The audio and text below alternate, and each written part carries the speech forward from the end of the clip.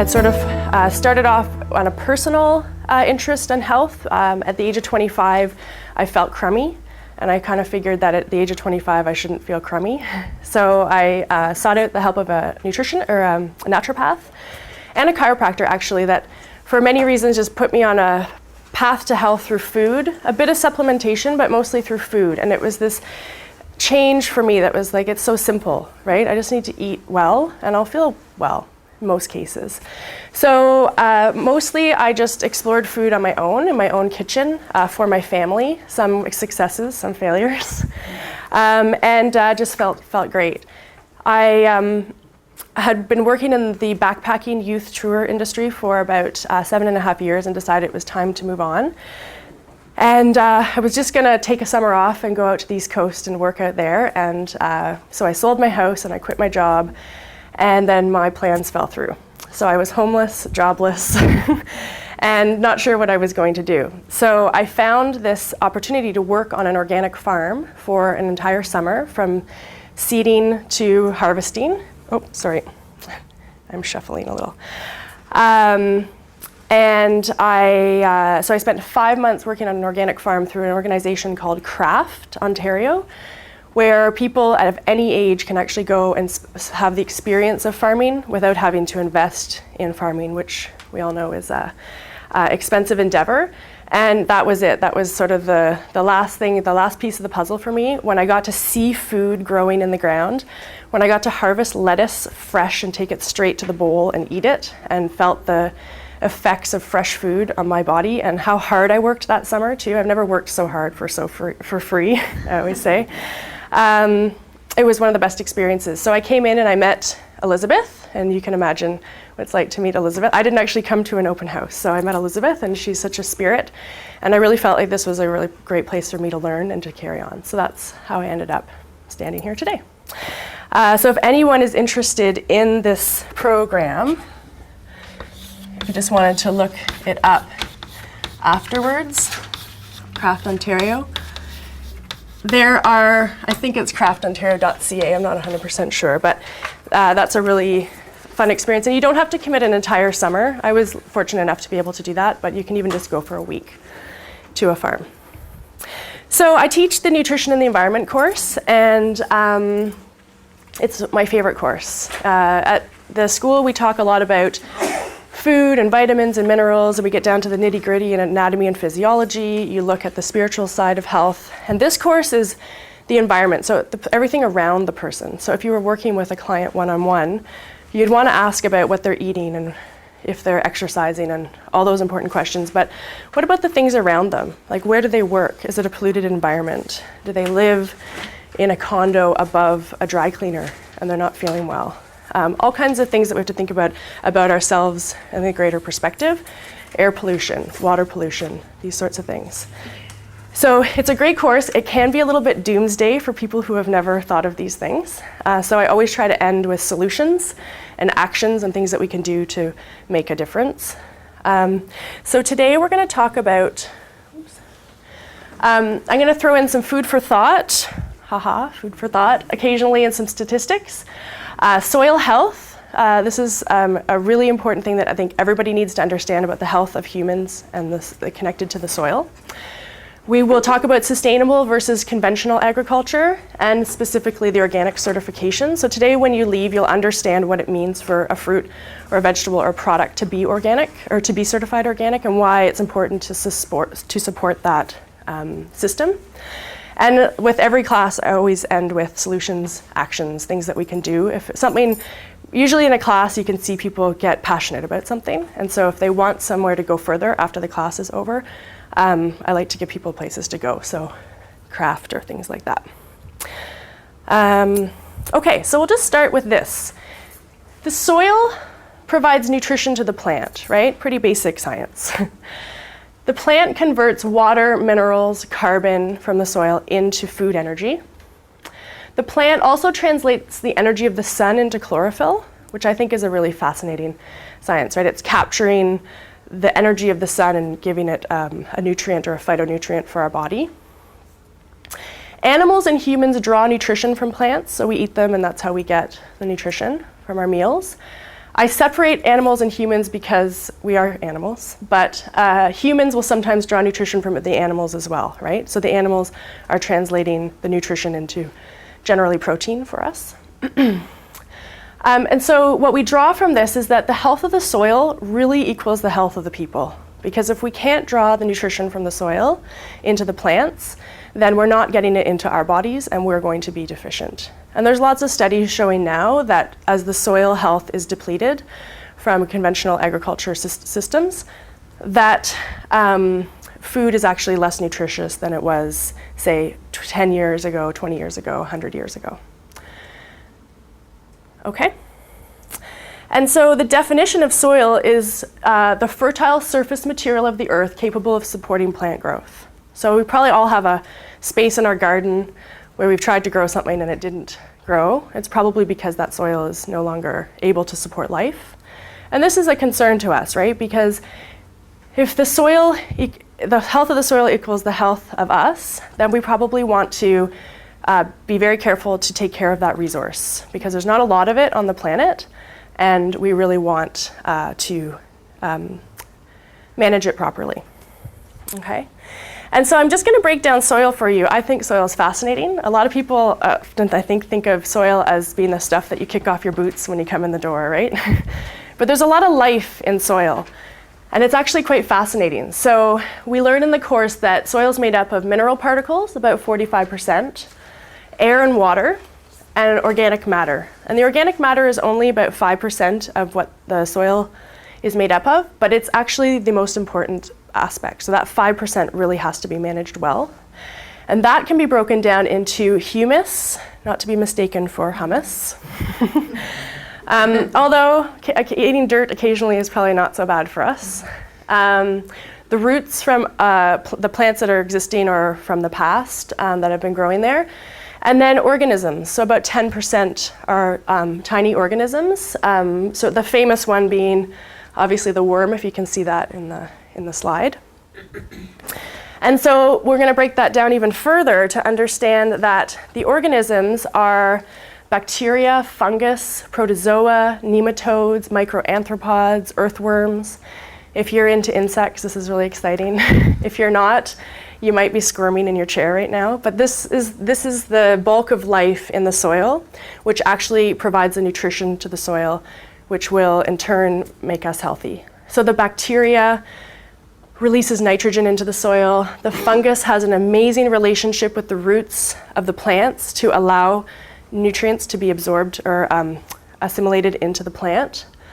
The protozoa will break down larger particles of plants as well as the nematodes. They will break things down. Microanthropods will chew through a leaf. If you've ever seen in a forest when the leaves have fallen to the ground, they start to break down. That's the work of all of these guys, but sometimes the microanthropods, and they're starting to get bigger where we can actually see them. And then of course the earthworm, which tunnels through the soil, aerates the soil, and can, if the soil is healthy, remineralize the soil up to 11 times what it took in. So they're extremely important. So if you're digging up your garden and you see lots of worms, that's a good garden.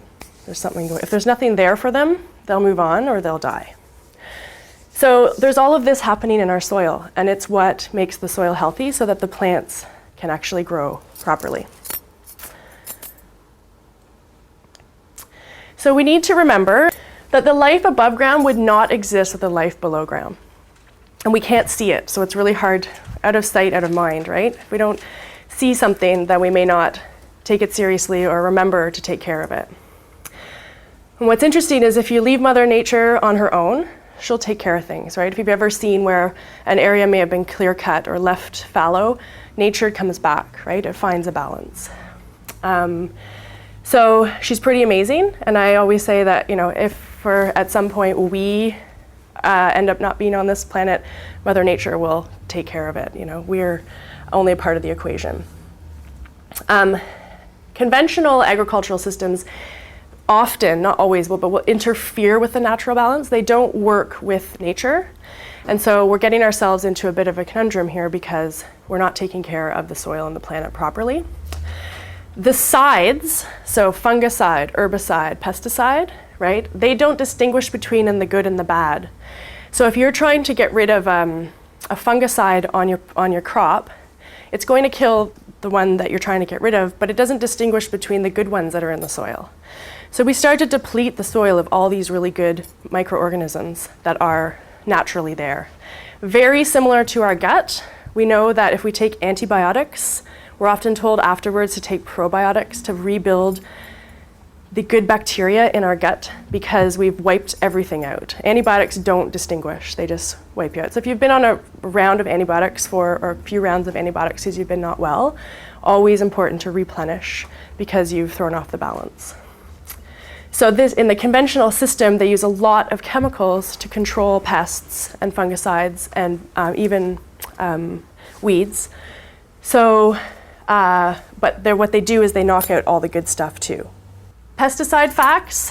In 1948, there were about 7 known pest species resistant to pesticides. We're now looking at over 600, right? So pests are smart, nature's smart, right? You can adapt, you can change so that you become resistant, okay? Much like the antibiotics that we use on our immune systems, where we're finding that they're not effective anymore because the bacteria in our bodies is able to mutate or change. The list of cancers associated with pesticide exposure are vast, everything from leukemia to brain cancer to lung cancers, right? So we have to know that this is affecting us when we're spraying chemicals.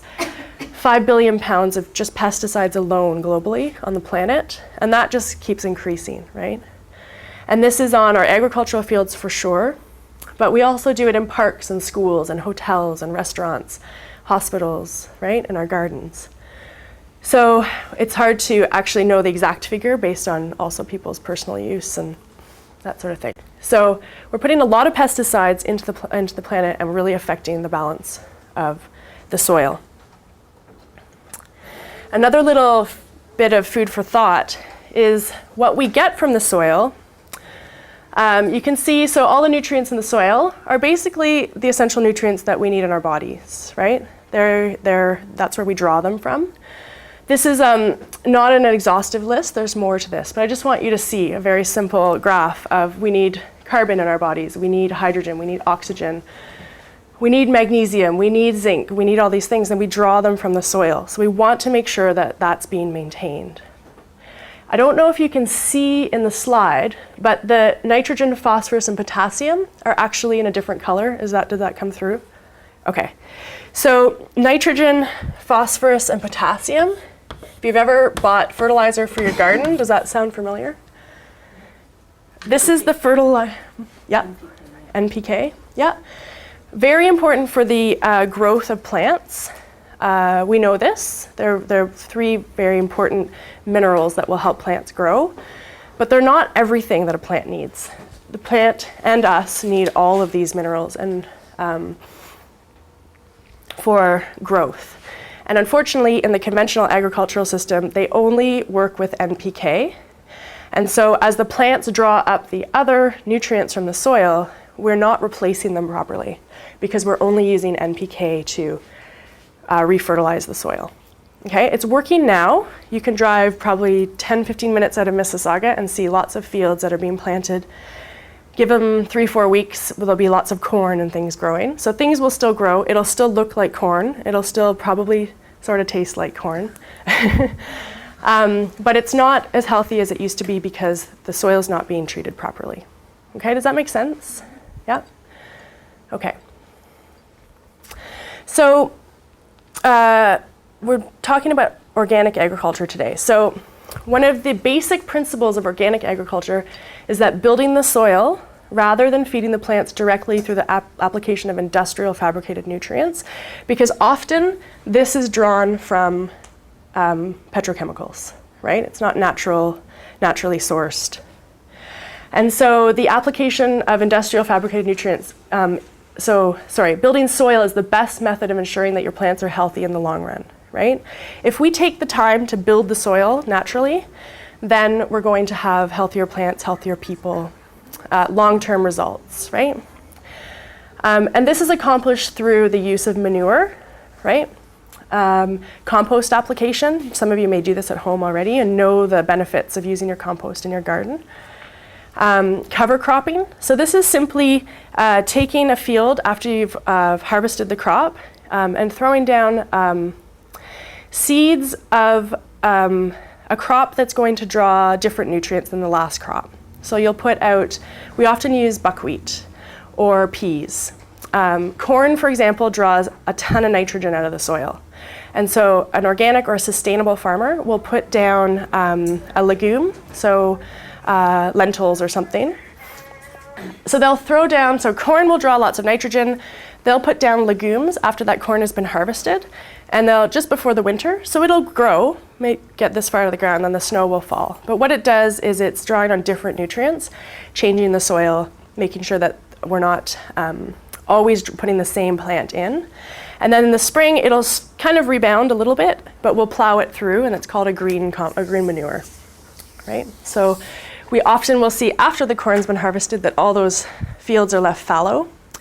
And unfortunately, what happens is wind and rain and nature will wash away a lot of that soil because it's not being protected. So the cover cropping actually also holds the soil in place to a certain degree. Runoff is normal, but it's very extreme when we leave fields and fields and fields empty, right? They even use seaweed foliar sprays. If you do end up enrolling at the school, you'll learn a lot about eating seaweed and including seaweed in your diet because it's such a nourishing food for us. But it's also really great for replenishing the soil because the sea has so many minerals in it, so they will spray a seaweed foliar spray to bring back the land. So there's all kinds of really innovative and smart things that we can be doing. They don't have to be old tradition. We can use lots of innovation and science in sustainable agriculture.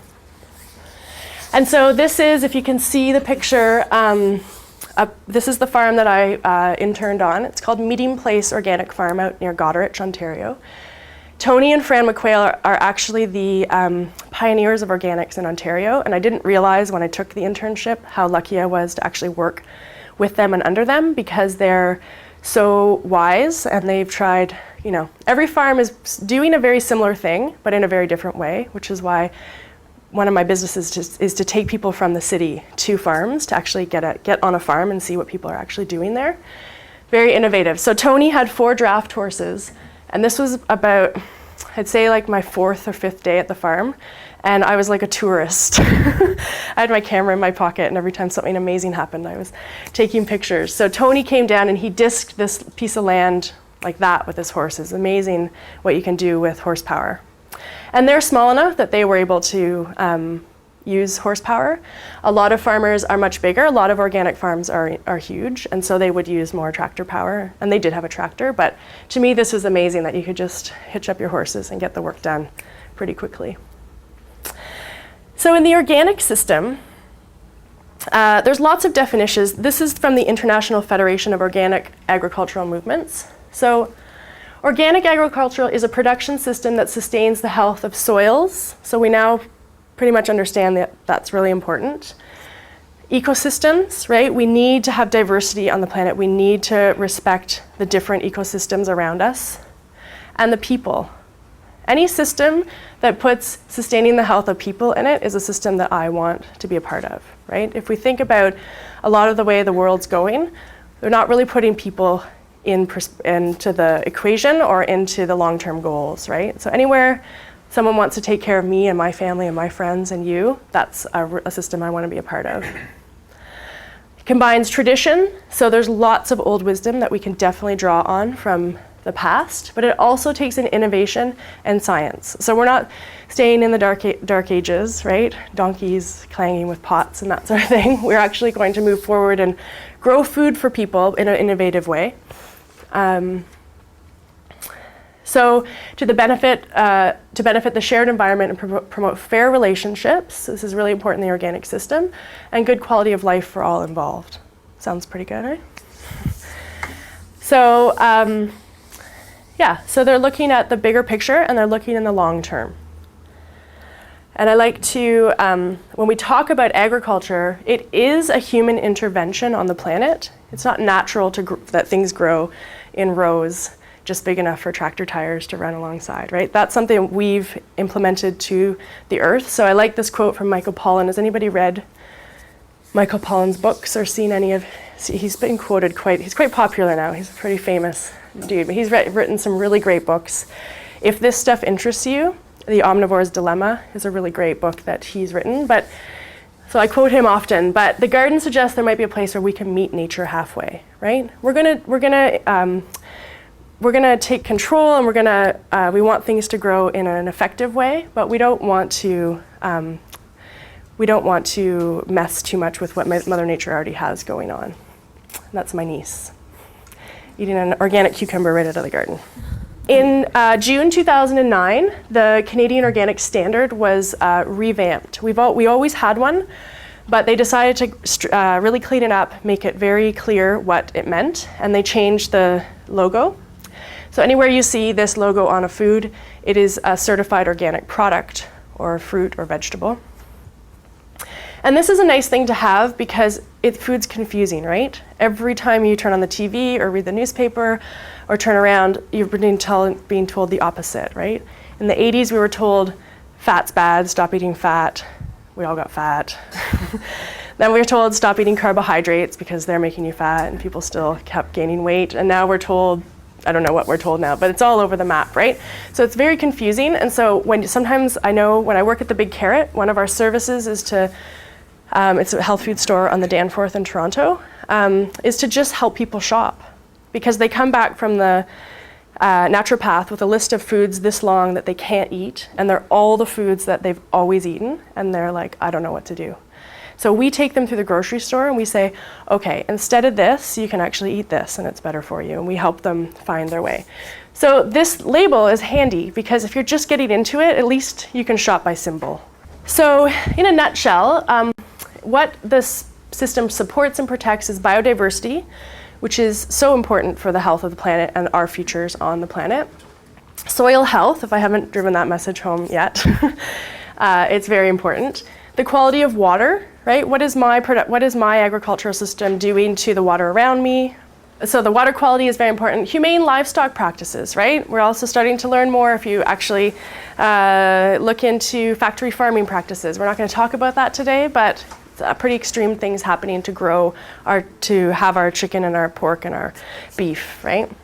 Renewable resources, right? So knowing that using more renewable resources as much as possible and taking care of the non-renewable resources that we have. A lot of small organic operations will actually use biofuel. So they'll go into their community and ask their restaurants and to provide them with their leftover grease and oil from the kitchen to run their tractors and machines. And then the integrity of the product from harvest till you get it on your plate. So someone is watching this system, which I think answers a bit of your question, from the beginning to the end, okay? So there's someone paying attention. It prohibits the use of pesticides, herbicides, and fungicides. Synthetic fertilizers, so petrochemically derived fertilizers. They do use fertilizing systems, but it's more like manure and compost and cover crops. Genetically modified organisms, we spend a whole afternoon talking about that if you're, it's a whole other big topic. Ionizing radiation, which is a system used at borders to radiate food, which is an issue because it changes the biochemistry of the food. Sewage sludge. So we know that if manure has properties that are healthy for the soil, so would human sewage. Unfortunately, if it was properly, this is always a touchy subject, but if it was properly composted. But what happens is they're spraying human sewage sludge on our fields as a nutrient, forgetting that all the other things that go down the drain, like cleaners and toxic chemicals and all these other things. So they don't use the sewage sludge method. So what's also really nice is we have an equivalency agreement between Canada and the United States because they also have a certification. So we're working on the same level because 80% of your organic products in Canada come from the States. So we'd have a lot less choice if we didn't have this system. And it's one of the first on the planet. So that's really nice. So if you see the USDA organic symbol, we're talking about the same thing, okay? And that gives you a lot more option. research is new. There hasn't been a whole lot done on the organic systems in the last sort of, I don't know, maybe 7, 8 years. We're starting to get more and more interest in it because people want to know why they're paying more and why they would support the system. And so now there's more research coming out, and I think we're going to have more and more as the years go on. But 5 years ago, it was really hard to come up with a really solid report saying that there was a difference. Besides, and this is just my opinion, but the common sense side of it, right? If we support the soil, and if we take care of the people, we'll probably have a good system. It's got to be healthier if I'm not throwing down chemicals, but I'm throwing down manure and cover cropping, right? So now we're starting to get more studies. So the Organic Center in the United States is doing a lot of this for us. Some really, so here's just 3 examples. Organic fruits and vegetables deliver more nutrients per average serving. And this is a really tough one because if you're growing food over there in a different system and I'm growing food over here and my soils are transitioning from conventional to organic, it's really tough sometimes to compare food and different from year to year, or do you have the same seed? It's really tricky. But what we're starting to notice now, because the soils are healthier, is that the phytonutrient and the antioxidant content is much higher in the organic fruits and vegetables, okay? Because they're given from the soil the proper materials to build the food properly. And so we know that phytonutrients are often associated with the color of the food, right? So lycopene is the famous one because it comes from tomatoes. I think, I don't know, maybe 15 years ago we learned about this, and then everyone started eating ketchup. So phytonutrients often associated with the color are higher, and the antioxidant level, which we know is so important, especially this day and age. We have free radicals in our body normally. That's a normal thing to happen from metabolism, from pollution. But if we live in an urban setting and we're stressed, and the food that we eat these days, that's getting higher and higher. So the more antioxidants we can get into our diet, the better off we're going to be, right, to protect ourselves. So organic food is going to deliver more of this to us. High production dairy cows. So if you think about in a conventional system, it's more, we want to produce as much as possible, and that's fair enough, right? You want to get as much product out as you can because you need to pay the bills, right? But when we ask a cow to produce more milk than she's able to do in an annual basis, we actually are we're diluting the protein content, the nutrient enhancing components, the fat from her, right? A cow should produce a certain amount of milk in a year if she's not well, or if she's young, or depending on her age, but we're constantly pushing cows to produce more milk, and really what it does is it gives us a diluted product, right? So in the organic system, we let cows, we milk the cows, and the amount of milk that they give us, we don't force it, and we get a better quality product, okay? I know that if anybody is familiar with Mapleton's Organic Farm, they make really great ice cream. Anybody? We did used to do a tour up there, and you can actually stop into their farm at any time. They have a great tour happening. But the difference in the literage from his cows to his neighbor wasn't that significant, but his cows were never sick. So I think every barn has like a little infirmary, and if his cows were sick, he generally treated them homeopathically. If an animal has to be treated with antibiotics, so for example, if a cow gets really sick and has to be taken off the line, they're not going to let it suffer. They will probably treat it with some form of antibiotic, but then it's no longer part of the organic system. Does that make sense? We're not going to make an animal suffer because it's not well, but generally in the organic dairies, there's less illness because they're not overworked, right? We know what it's like when we worked 12-hour days for a week. We burn out. And also, I thought this was interesting, climate change. So there's something we can measure called the global warming potential, and it's highest in conventional systems because they're using more petrochemicals. All of the fertilizers are made from petrochemicals. All of the pesticides, herbicides, and fungicides are generally made from some sort of chemical or petrochemical. So there's a really high implication to the planet when we deal with conventional agriculture. So recently, well, I guess maybe 2-3 years ago, I don't know if you saw this, but there's a panel of people that advise the President of the United States about health and wellness, and it's the cancer panel. specifically dealing with cancer. And we know that cancer rates are on the rise, right? This is not changing, it's going up. And so this report, and I know it's very vague, but it's a step in the right direction, is saying that according to a new report from the President's Cancer Panel, so the people advising the President of the United States, exposure to environmental contaminants has a stronger impact on cancer risk than previously believed. Now, it doesn't sound like a big whooping statement, but in the past, there was no correlation, right? We are not admitting that it is possible that the chemicals that we put out into our environment might actually be affecting our health. So it's a step in the right direction. It's somebody acknowledging that maybe we need to pay attention to this. And a good way to reduce the chemicals that we are exposed to in our environment is to support a system like organics. Somewhere, I know someone's got the question, but why is it more expensive?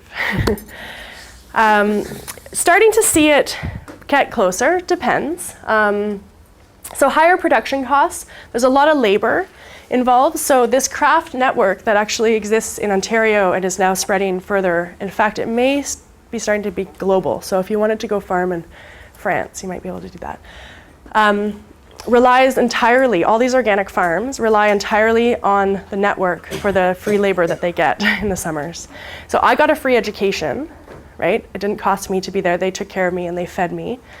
And as I walked in the door, they said, we just want you to know you will be ruined for food for the rest of your life because we ate everything organically the entire summer. And the garden did really well, so we ate a lot of really delicious food. So the labor costs are higher, right? There's a lot more physical labor involved. So the labor costs, certification, right? You have to pay for that EcoCert auditor to come onto your property, and the bigger you are, the more you pay. And a lot of these farms are small scale, right? They start off small, trying to build a system rather than being enormous. Now, if you go down to California and you get on the organic farms down there, they are huge. That's where a lot of our produce comes from. Probably in the winter, you buy a lot of California food. But a lot of them are small scale, and we know that farmers aren't making money. In fact, 50% of farmers in 2008 didn't turn any profit, right? They rely on subsidy. This is another thing we talk about in the course. Subsidy, loans, usually somebody else on the farm is working off the farm, so someone works in town. So it's hard to make a go of it, right? There's not a lot of money to be made, and so we need to have more of our subsidies actually supporting the organic systems or the people that want to transition from conventional to organic. Marketing costs, so there's less infrastructure than the conventional commodities. So if you think about the milk marketing board, right, we all still kind of believe that milk does a body good, right? There's a lot of money behind the wheat board. There's a lot of money behind the milk board. There's a lot of money back there so that putting the message out about the food that we should or should not be eating. Less subsidy. So if you're not growing a commodity crop, which is generally soy and wheat and corn, then there's not a lot of subsidy available to you. If you are, like I said, an organic or a conventional farmer that wants to transition to organic, there's nothing there to support you during the 3 years that it takes to transition your land, right? So there's not a lot of support to get there. Luckily, the demand is greater than the supply right now, so there's a lot more people transitioning because there's money to be made. More people want this. And as we say sometimes at IHN, you can pay for your health now or you can pay for it later, right? That's sort of my, when I'm having a tired day answer. But it's true, right? If you invest in your health now, then you're gonna have less issues later in life, right? There's this a growing belief that as we age, we're supposed to get sick, right? And that's normal, and it's not. You should be healthy and strong until the last day on earth, and you can do that simply by eating well and taking care of yourself and being positive and being happy. And paying for things now as opposed to paying for your food now as opposed to your prescription drugs later, right?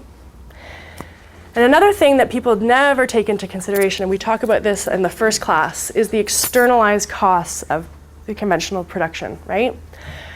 So there's evidence that if all the indirect costs of conventional food production, cleanup of polluted water, right? living downstream of a large conventional agricultural system, you won't have fish, right? Replacement of eroded soils, okay? So leaving the topsoil to erode away into our water systems or in the air.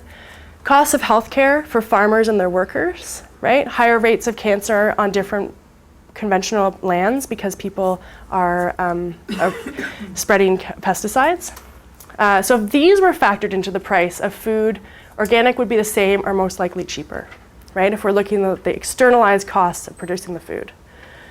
So this is something I think we forget to look at. So I want to jump into solutions and actions if anybody has any questions about what we've just talked about. I just realized we've got 5 minutes, so. Farmers markets are so brilliant because the farmer is standing right there. At Loblaws or wherever you shop, Sobeys or whatever grocery store you're at, you can pick it up and you can read the label. You can see that it's from Canada or maybe it's from Mexico, but you don't always know the story behind it. So I would much rather support a farmer transitioning or doing his or her best to reduce their pesticide use than not knowing at all, right? So if I can talk to the farmer, shake their hand, ask them to save me their best eggs for next week, you know, you have that connection with them. That's an amazing thing that you could do. And if they're not organic, or maybe they can't afford the organic certification, so they're practicing organic, but they're just not certified. So that's why the farmers markets are so great.